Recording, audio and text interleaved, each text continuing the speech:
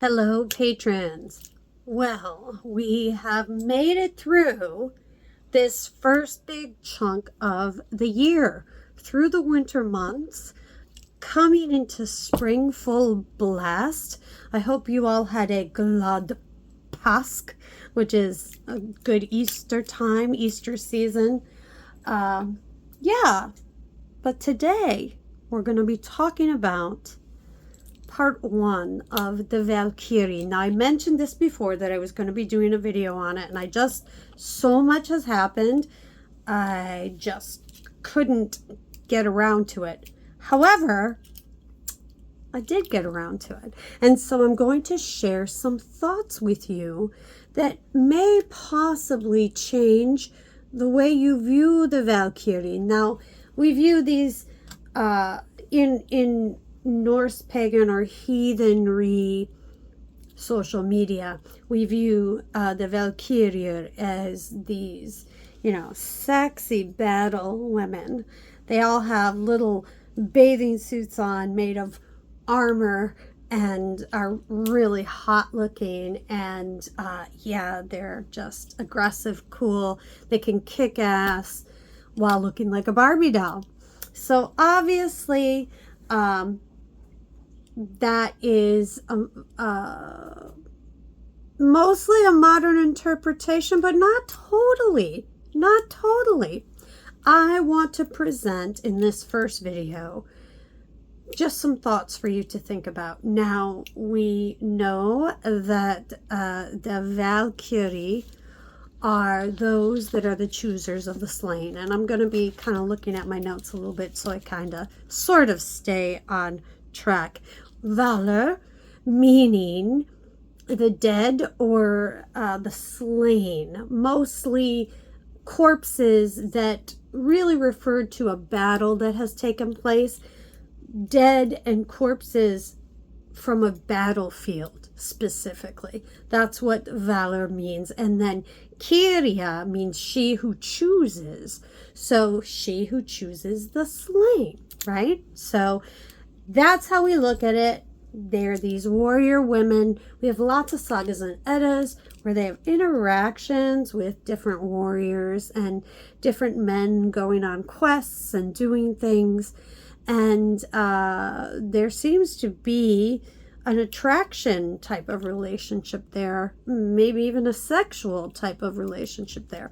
But let's look at the bigger picture of what these beings are. Now, I'm going to bring to your mind something called Brennunjal or Njal saga.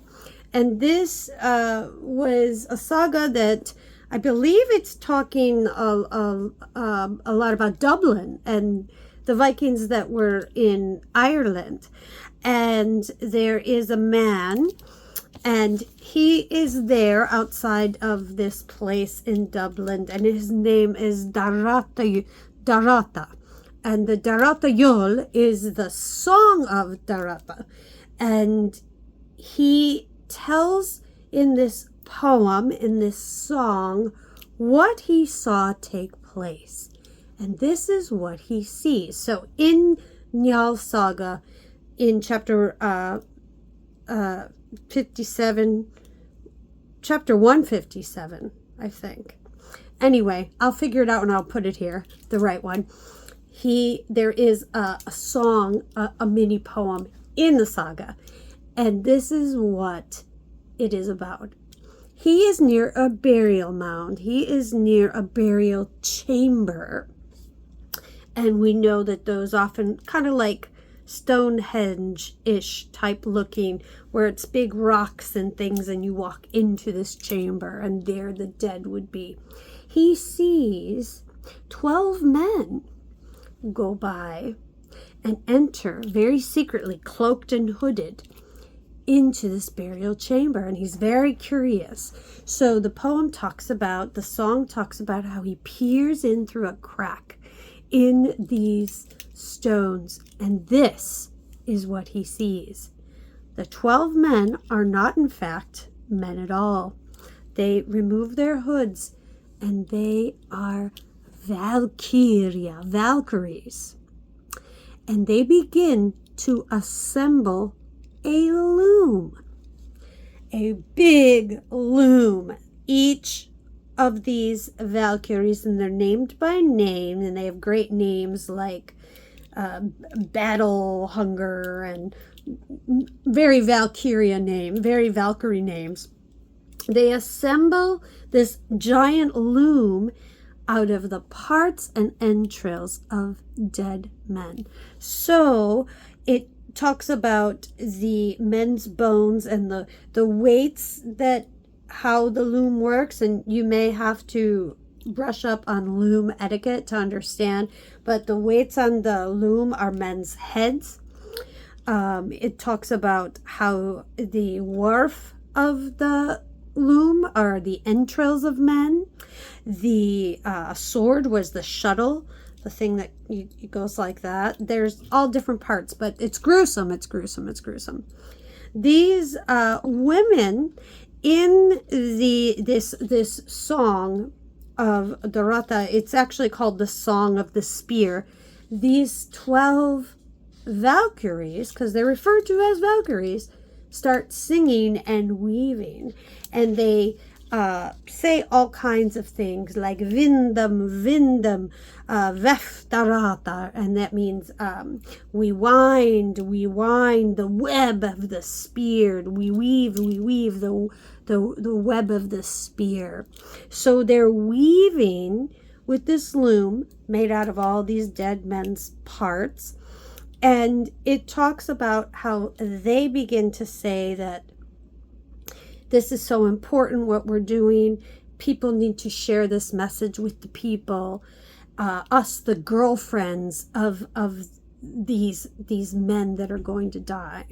And so they themselves, the Valkyrie, refer to themselves as girlfriends and partners to these different warriors and the king in battle. And they begin to sing this song about how all these different ones are going to die, yada, yada, yada. The cool thing is this guy, when he's watching this, realizes, wow, they're actually Norns. They're weaving, and they look like Norns. So this is very interesting. It's a different side to how we view Valkyries. Then we see another aspect of Valkyries. If we jump over, and in the old Edda poem, Grotta Song, which is the song of, it's this big stone named Grotti, which is grinder. And it talks about these two, they're Jotun giantess women who also control fate. And they come from the center of the earth, and they're slaves to their owner.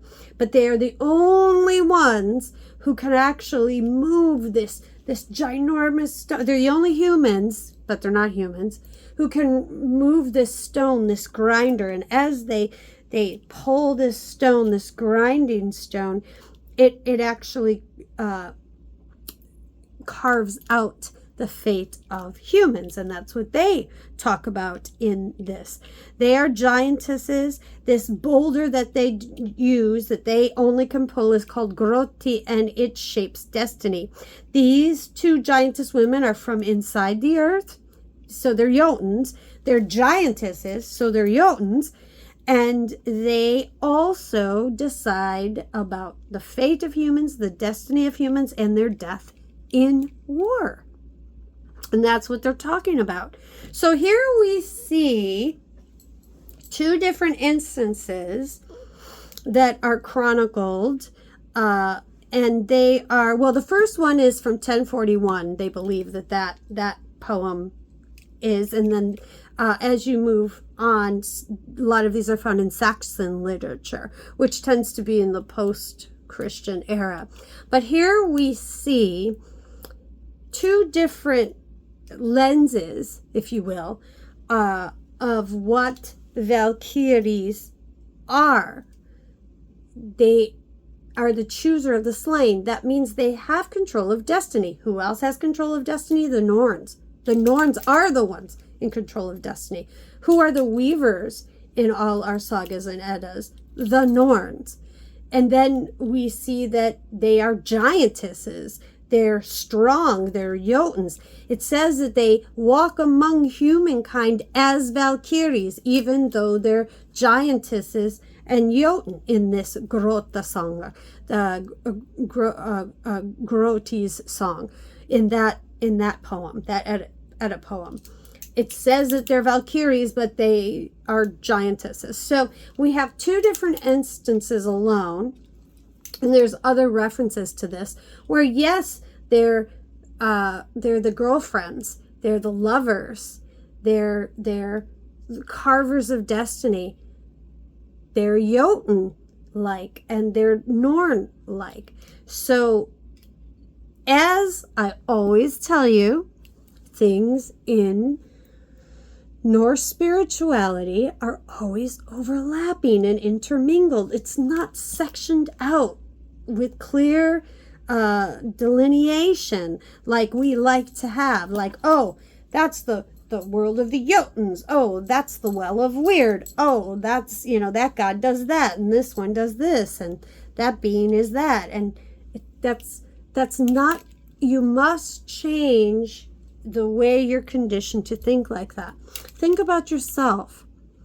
Are you a daughter of someone? Well, someone gave birth to you, so yes, you are. Are you a partner to someone? Perhaps you're a father to someone else, but you're also a son to someone else. You're all those things. You have different roles, but yet you're all one cohesive being. So depending on what lens I'm talking to you, am I talking to you as someone's brother? Am I talking to you as someone's sister? Am I talking to you as someone's daughter? Depending on what lens you're presenting yourself to me, that's how I will view you. But you might very well be all of those things.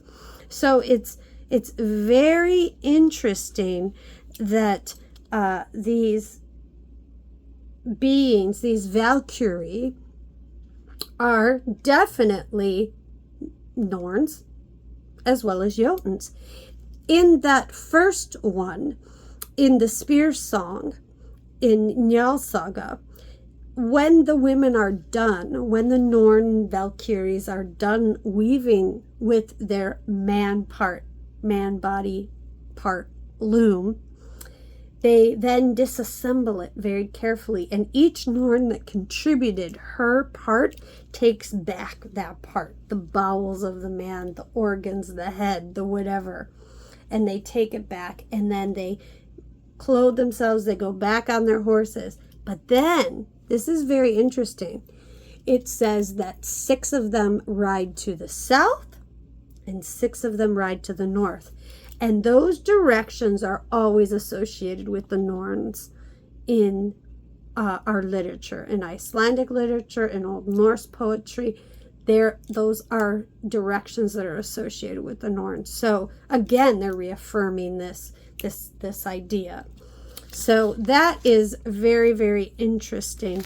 I think too, where we see the Valkyrie become very isolated to being one note, the sexy warrior girl, is especially in the Saxon literature, as time goes on in the medieval period and the post-Christian era, you will see that when they write about Valkyries, which there's a lot of things that we can pull from Saxon literature regarding Norse references. When they refer to Valkyries, they also then throw in there that they're witches. Right away, got a call. You don't like a woman or what she represents, she's got to be a witch. And whores. It's always a whore. I'm such a documentary file, and I love history. I just love it. That's what I do for entertainment if I have time to scroll or do entertainment. And it's so funny, throughout history, whenever there was a queen or some female ruler, from the beginning of time, and she pissed people off, right away she's a whore. She's a whore. The whore of whatever. They always call her a whore. It's so typical. Whereas, no, they don't say that about any of the men rulers that they hate. They don't call them the whores. It's just so predictable.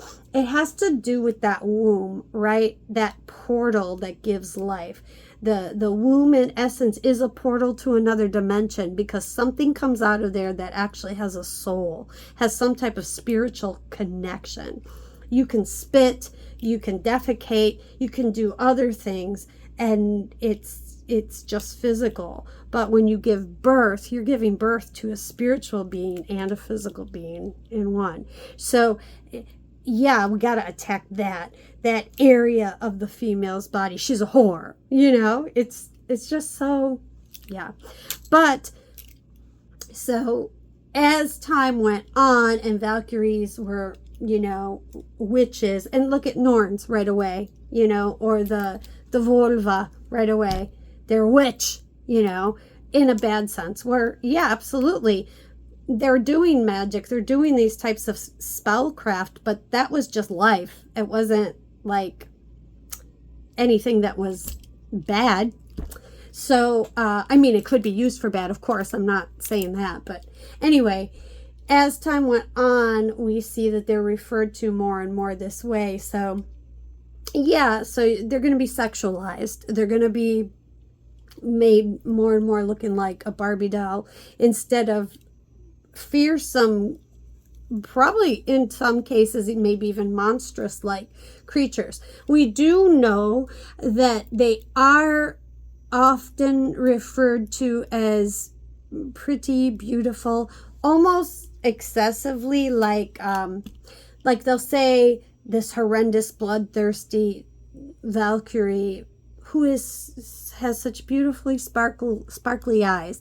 Like it's almost like when they're writing about them, they're scared of them. And so they're like, oh my God, she could kill me and slay me, but she's so beautiful though. Like, it's almost like this afterthought that they're adding in that they speak favorably of them. So there is a type of reverence throughout the Norse literature that is revering out of fear and respect the awness of these incredible beings. So I do want to continue more on about Valkyries and more references about them, but they are much more complex than what we see in social media about them today in the TikTok Norse pagan realm. Another thing is there is this belief that they're even tied into the filia or into your haminga. So your haminga mean your inherited luck, the part of the soul that gets stuff passed down, and the filia meaning this spirit, this guardian type of female spirit that goes in lineages. They are associated with the Disa. We're coming off this time where we've done so much with the Dis and honoring them in spring. Really, really interesting. So the Jotnar that are female, or let's say Valkyrie can be Jotnar, Norns, Disar, ancestors in a way. There may be Valkyria connections to you. You may have a Valkyria ancestor. Is that a spirit ancestor or a physical ancestor or both? We're not really sure, but the way that the traditions are passed down, there's a lot of open-ended questions and open-ended points of view regarding this. It's not as cut and dry as maybe one would be led to believe. Now, speaking of Disar, I'm going to be doing a Disarblot, even though it's going to be in May. It's coming right off of that Bulk season, for those of you who keep track of those types of terms. And that is going to be in Alabama. They will be sending me out there to do a workshop. This is done by Ravenwood Meadery. You can go on their Facebook page. You can purchase a weekend package ticket, or you can purchase individual tickets. I will be doing a talk, and I will be signing a book signing with my book. If you already own the book and you come, I will sign the book that you own, or you can purchase a book there at Ravenwood Meadery. And then there's going to be a workshop where we will be spending the day creating a rune set, and it will be done through the creative property of some of you know one of my apprentices, Pixie. She will be also in attendance and working with me on this project. Her bunny bags, we call them affectionately, rune set with the rabbit fur. So very fun time, and we'll be doing meet and greets.